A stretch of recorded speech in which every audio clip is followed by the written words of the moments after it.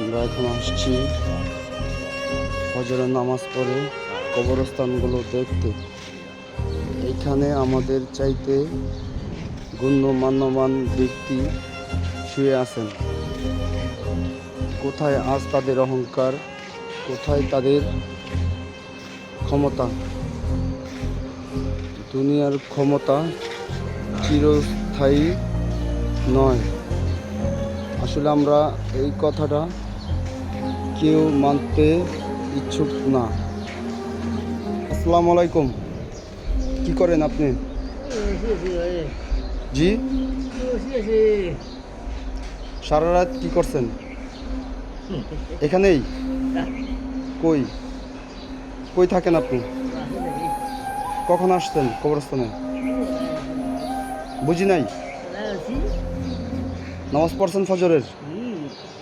আলহামদুলিল্লাহ।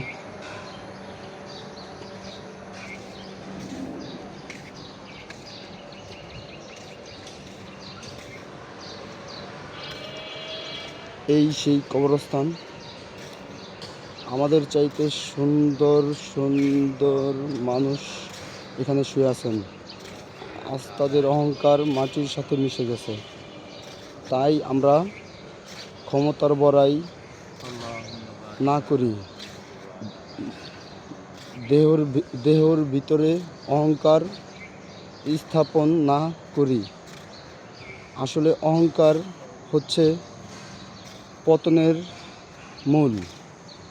তাই আসুন মানুষ হই মানুষেরই মতন।